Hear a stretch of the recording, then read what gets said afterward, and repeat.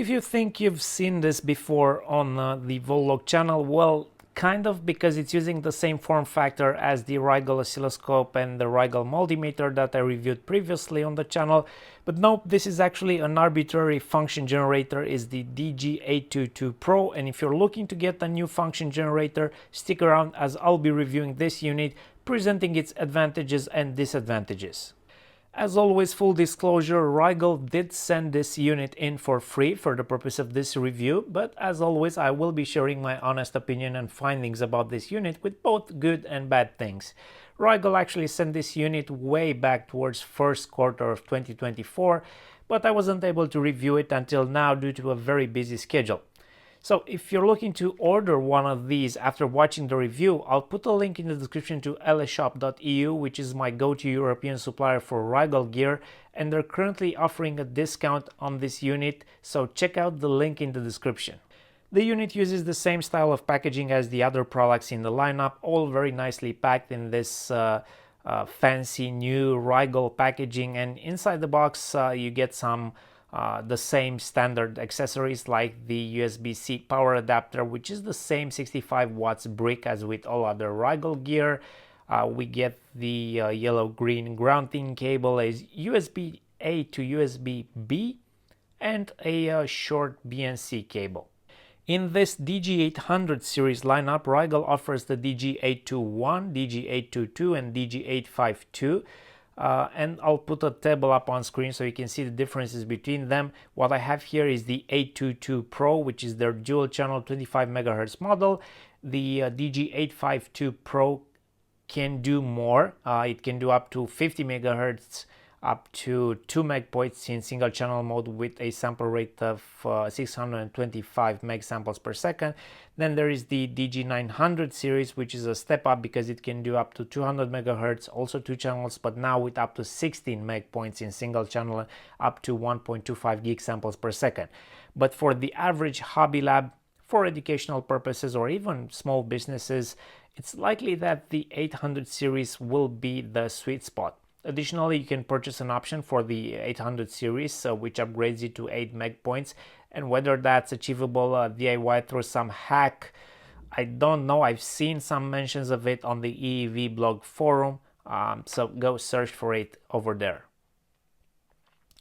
Other specs worth mentioning are its vertical resolution of 16 bits, frequency resolution of 1 microhertz, amplitude range of 1 millivolt peak to peak up to 10 volts peak to peak, multiple modulation techniques and built-in functions, which we'll take a look at later. Rigol claims the outputs are protected and they will automatically turn off when overloaded. As far as the exterior presentation goes, we have the same 7-inch glossy touchscreen with 124 by 600 pixel resolution as with the other Rigol instruments in this price bracket. We have this USB port on the front with the 2 outputs over here, and then there is the counter input here because it can also work as a frequency counter. On the back we have some pretty standard stuff. We have a 10 megahertz reference clock in or out, channel 1 and channel 2 auxiliary in or out. On this side we have the RJ45 for Ethernet. This instrument supports LXI over Ethernet as well as web view and control. We have the USB Type-C power input. For sure, as with the other instruments, you can power this with any USB Type-C PD capable power adapter, including some power banks, but it's gonna have to be a beefier one. And also in the middle we notice the same Visa mount, and we can spot heatsink and a fan inside, similar to the oscilloscope. Unit was initially silent when I first powered it up, but after roughly 5 minutes of runtime in standby doing nothing, I could hear the fan ramp up, and it's pretty annoying. It's the same high pitch fan that we have on the oscilloscope. At least that's what it sounds like to my ears, and it appears to be running slightly hotter than the oscilloscope, but we'll take a closer look at that in the teardown video.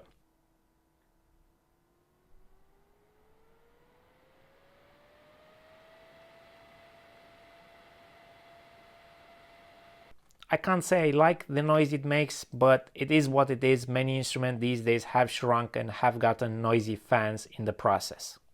The power button will glow red when in standby, and it will turn solid green when powered on, and there's also like an orange color when there's something wrong with the power adapter used, if it's not the original one and cannot negotiate to the required USB-C voltages. Boot time is pretty slow, probably on par with the other Rigol instruments that I have reviewed, which run the same Android operating system. Behind the scenes, I've measured it to be approximately 72 seconds.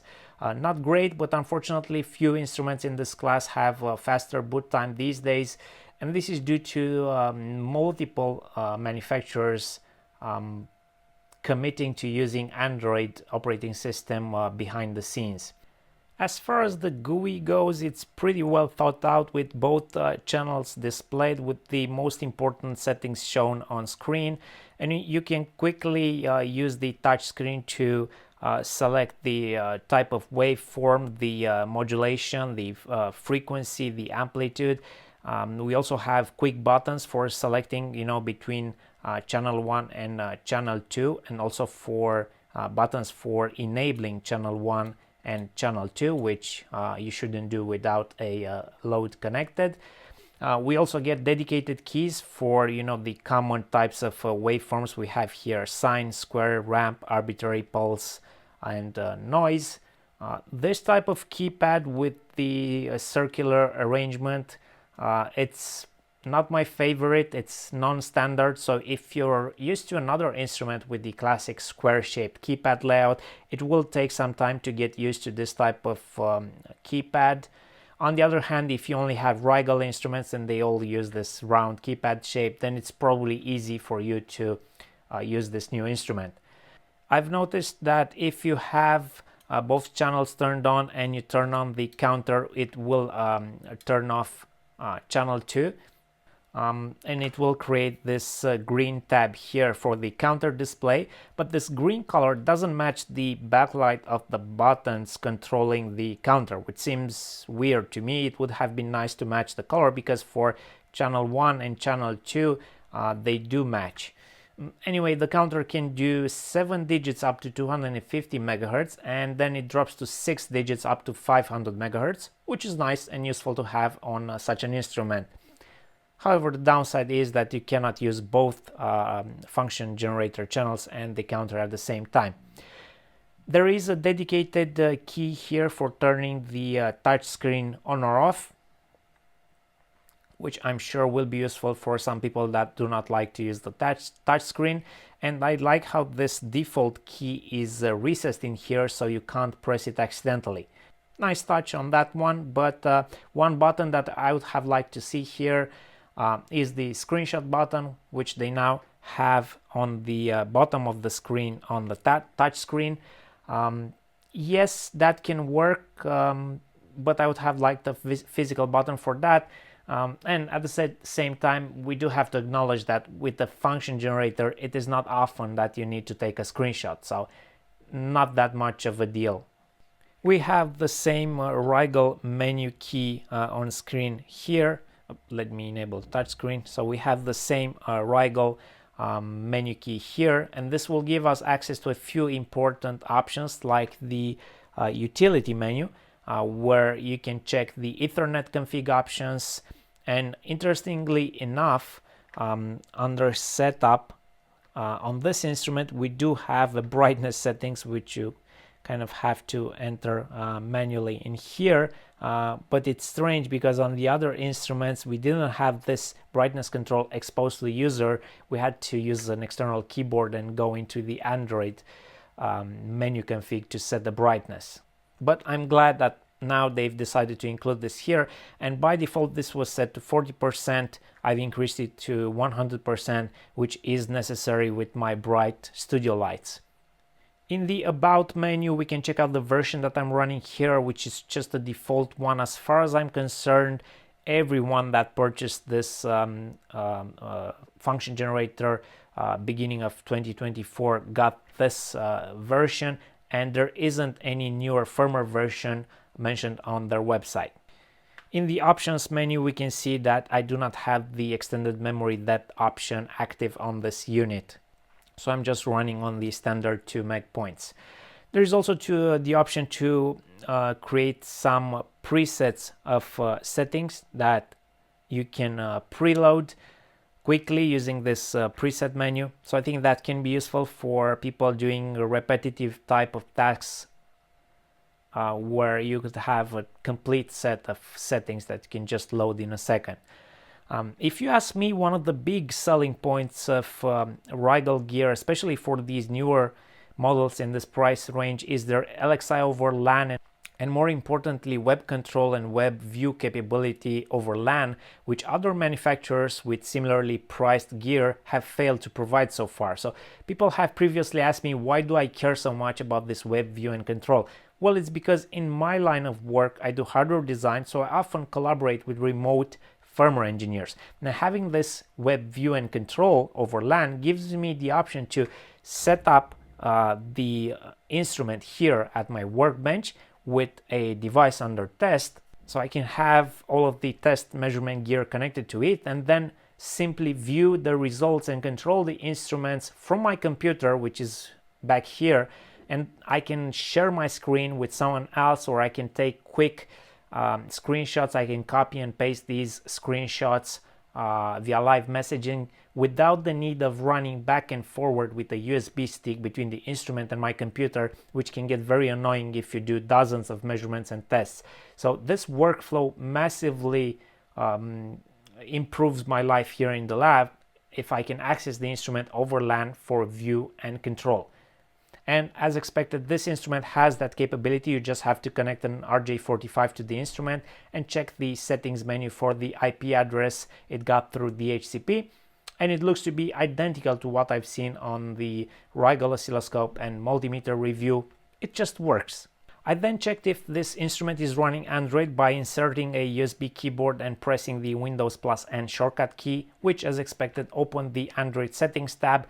Unfortunately, the trick with the USB Wi-Fi adapter doesn't work on this unit. It didn't work on the multimeter either, just on the oscilloscope. It just doesn't let me turn on the Wi-Fi, and whether that's due to a missing Wi-Fi chip driver or some other system settings blocking me from enabling Wi-Fi, I do not know, but other users seem to be reporting the same results. There is lots of internal storage available with its built-in 32 gigabytes NAND storage, out of which roughly 9 gigabytes are used by the OS and the rest is free to use. And you can also add external storage if you need to in the form of a flash drive that you plug into this USB connector.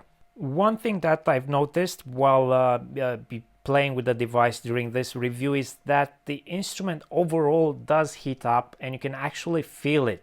Here's a thermal image of the instrument. It's nowhere near hot, causing trouble, but just warm to the touch, and that's something you can definitely feel even when getting close, operating the touch screen or the keypad after it's been running for half an hour. You can definitely feel that it's radiating heat.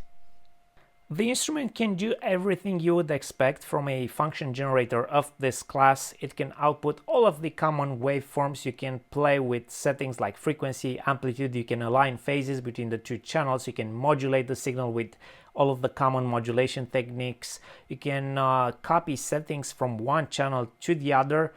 You can select between a high impedance output or a load setting, which gives you the option to input the load value, but a common value would be 50 ohm.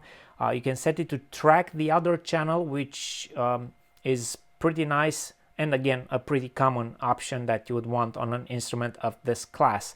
But more advanced users might want to do arbitrary waveforms, which basically mean non-standard waveforms, and you can enable that option. And I was surprised to find a very comprehensive library of built-in custom waveforms that you can go through. I mean, just look at this library.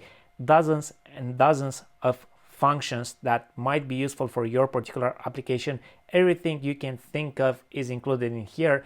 But then it also lets you do it as a sequence, and you get this sequence table, which you can edit from the touchscreen itself. So you get up to 64 positions in this table, where for each position you can pre-select an existing function and then tell it for how long it should run until it gets to the next function.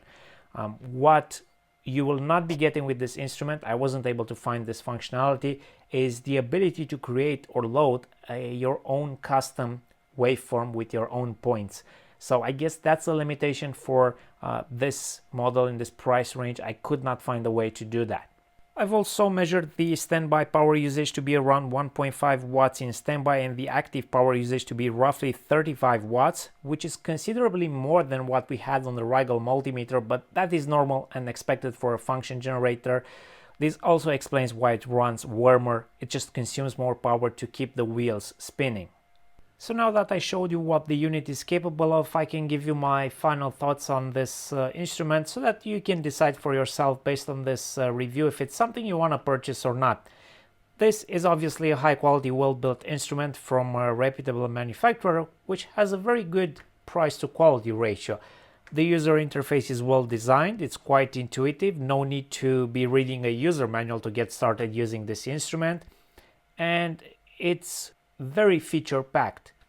The cost of the unit, if you get it with the discount that I mentioned, and I'm going to try to put a discount code in the description below from LA Shop, that will be a very good price for what it has to offer. Generally speaking, if you're going to be looking at the alternatives available on the market, which are similarly priced, similarly spec'd from different manufacturers, they will usually have slightly worse GUI/software implementation, while they might, offer you some slightly better spec on paper.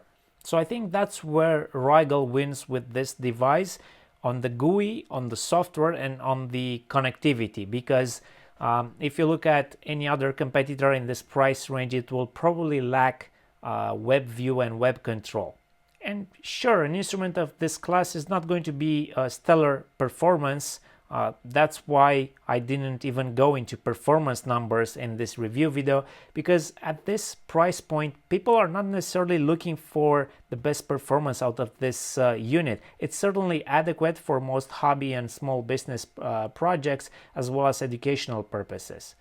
I haven't found any quirks or bugs with this particular model and firmware version that I'm running, but if I would have to complain about something on this unit, is the fact that, well, it has this rounded keypad which needs some getting used to, and the fact that it turns off channel 2 while you enable the counter option, which prevents you from using both channels and the counter at the same time. But then again, at this price point, you can't complain much, and I don't think I can remember a time where I needed to output from my signal generator on both channels and also use the frequency counter at the same time. And if you need to do that, then maybe this device is not for you, and you'll probably need to spend way more for a higher performance model. Oh, and there's also the glossy screen that I've complained about on the oscilloscope and the multimeter as well. Another thing that some people might complain is the font they choose for the GUI, because if you zoom in, it tends to look kind of funny on some of the digit, but some other people, myself included in this category, don't care as much. It's readable, it looks decent, it gets the job done. I'm not gonna complain about some pixels looking off on a font. So I'll leave you with that, and I'll follow up with the teardown video. And for your viewing pleasure, here is the oscilloscope, the signal generator, and the multimeter next to each other. This is how they'll look on your workbench if you decide to get the whole lineup. I would also be interested in hearing what you think about this function generator, its features, the form factor. Would you buy this, or would you go for anything else? Let me know in the comments below. Thank you for watching, and I'll be seeing you soon.